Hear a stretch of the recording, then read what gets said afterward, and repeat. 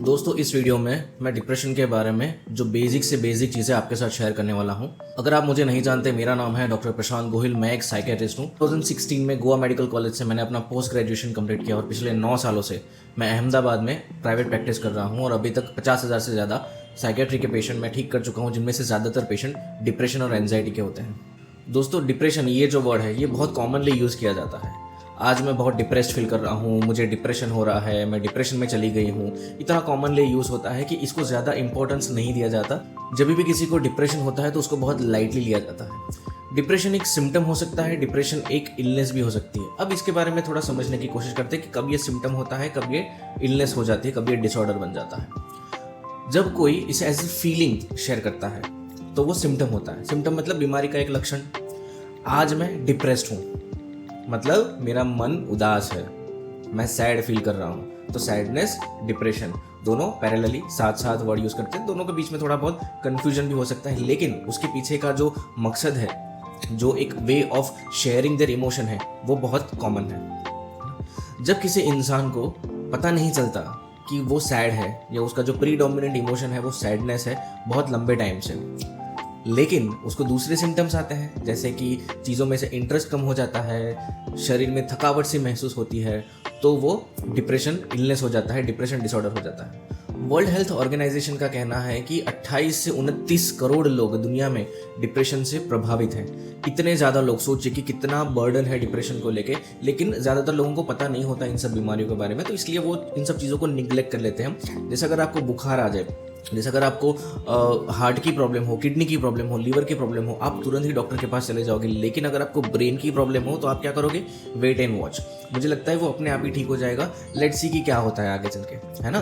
तो ज़्यादातर लोग ये सोचते हैं कि ये ट्रीटमेंट से नहीं, ये अपने आप ही ठीक हो जाएगा, ये मेरे दिमाग का ही खुराफात है, यहाँ से निकली हुई चीज़ें हैं तो ये ऑटोमेटिक ही ठीक होगा। लेकिन ऐसा नहीं होता। डिप्रेशन को लाइटली नहीं लेना चाहिए।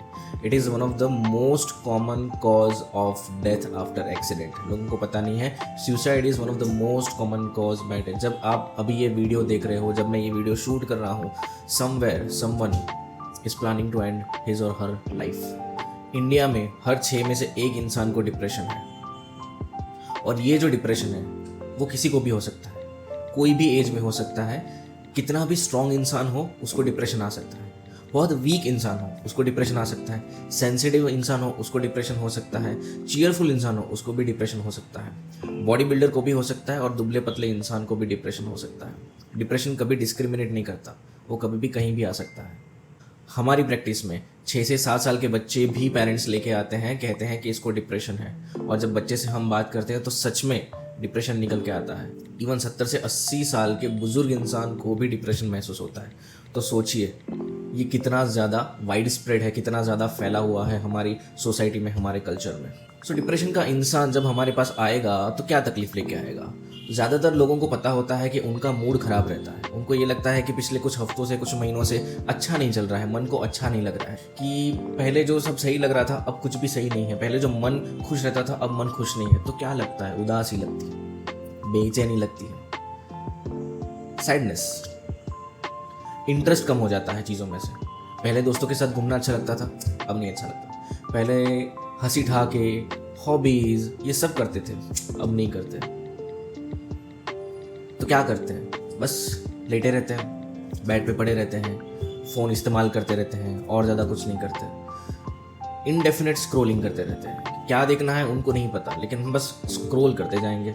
शरीर में फुर्ती कम हो जाती है, शरीर जो है वो वीक पड़ जाता है, फटीग महसूस होता है। मतलब थोड़ा भी चल दिए फटीग, थोड़ा मोटा काम कर लिए फटीग, थक गए, है ना, सांस फूल गई, अब नहीं हो पा रहा, मुझे बैठना पड़ेगा एक जगह। वीकनेस हो जाती है। भूख कुछ लोगों की कम हो जाती है, कुछ लोगों की बढ़ जाती है। नींद ज़्यादातर कम हो जाती है, लेकिन कुछ केसेस में ऐसा भी होता है कि नींद बढ़ जाती है।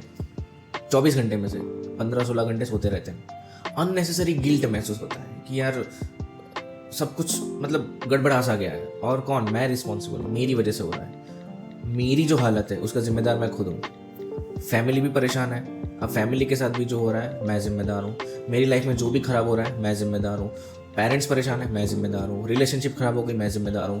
वर्क में सही से मैं फोकस नहीं कर पा रहा, मैं जिम्मेदार हूँ। हर एक चीज़ के लिए वो खुद को जिम्मेदार समझते हैं। इन एप्रोप्रिएट गिल्ट। एक्सट्रीम केसेस में सुसाइडल थॉट्स, जीना नहीं है भाई, अब ख़त्म हो गया, अब मेरी लाइफ में कुछ नहीं बचा, होपलेस, बिल्कुल होपलेस हो जाते हैं, ज़ीरो होप। कोई मुझे हेल्प नहीं कर सकता, कोई मेरी मदद नहीं कर सकता, कहीं से भी मुझे उम्मीद की कोई भी किरण नहीं दिखाई दे रही है। सो मेरे पास अब एक ही रास्ता है, I should and my life. Suicidal thoughts, इससे अच्छा तो मैं मर जाऊँ, ये देखने से पहले मैं मर क्यों नहीं गया, ऐसी लाइफ जीने से पहले मैं मर क्यों नहीं गया, मैं क्यों ऐसी लाइफ जी रहा हूँ। इस टाइप के थॉट्स कंटिन्यूअस माइंड में आते रहते हैं, डेथ विशेस। तो ये सबसे कॉमन सिम्टम्स हैं डिप्रेशन के, जो बीमारी के लक्षण हैं वो समझने की ज़रूरत है। अब जब लोगों के साथ ये सब सिम्टम्स होते हैं तो उनको ये लगता है कि यार ठीक है ना, मतलब मैं चेंज हो गया हूँ, मैं अपने आप से नॉर्मल हो जाऊँगा। फैमिली मेम्बर्स को भी ये लगता है कि ये चेंज हो गया है, तो क्या होता है, या तो उससे बात करने की कोशिश करते हैं कि भाई तू ऐसा क्यों हो गया, तुझे चेंज नहीं होना चाहिए, तू पहले जैसा नॉर्मल हो जा, एडवाइसेस देते रहते हैं। क्योंकि उनको पता नहीं है ना कि डिप्रेशन है, तो उनको लगता है कि एडवाइस देंगे तो शायद ये खुद को चेंज कर पाएंगे। लेकिन खुद को चेंज कर पाना उनके हाथ में नहीं होता है, ये अनकंट्रोलेबल है ना। कोई जानबूझ के नहीं चाहता कि वो डिप्रेस हो जाए, कोई जानबूझ के ये नहीं चाहता कि वो अपनी लाइफ को एंड कर दे, है ना। तो ये सब अगर उनके साथ हो रहा है तो it's because of the illness, it's because of the disorder, right. तो हमारा सबसे पहले काम तो यही होता है कि पेशेंट को और उसके फैमिली मेम्बर्स को साइको एजुकेट करना कि भैया डिप्रेशन होता क्या है ना। उसको एज ए बीमारी के जैसे लो। उसको जब आप ये कहते हो कि तू खुद से ठीक हो जा, तो अपनी थॉट प्रोसेस चेंज कर ले, तो अपना माइंड रिलैक्स कर ले, ज़्यादा सोचना बंद कर, तो आप ये समझ रहे हो कि वो इंसान जो है वो बीमार नहीं है, वो खुद से सब चीज़ें क्रिएट कर रहा है। लेकिन ऐसा नहीं है। जब हम किसी डिप्रेशन के मरीज़ को जो पिछले 6 महीने से या 1 साल से परेशान है, उसको 15-20 दिन जब दवाई का डोज हम स्टार्ट करते हैं, सडनली ही स्टार्ट्स फीलिंग कि अभी बहुत अच्छा लग रहा है, मूड बहुत इंप्रूव हो रहा है, फैमिली मेम्बर्स भी कहते हैं हाँ यार इसमें तो चेंज आ रहा है, ये अभी ज़्यादा खुल के बात कर रहा है, अभी हंस रहा है, हम लोगों के साथ इन्वॉल्व हो रहा है ज़्यादा। तो उसका मतलब क्या है? उसका मतलब ये है कि दवाई अपना काम कर रही है। किस पे काम कर रही है? डिप्रेशन पे काम कर रही है, वो डिप्रेशन को ठीक कर रही है। तो जब मैंने बताया था आपको कि खुद से ठीक नहीं हो पाता, अगर दवाई से ठीक होता है तो उसको एज ए डिसऑर्डर कंसिडर करना इंपॉर्टेंट हो जाता है।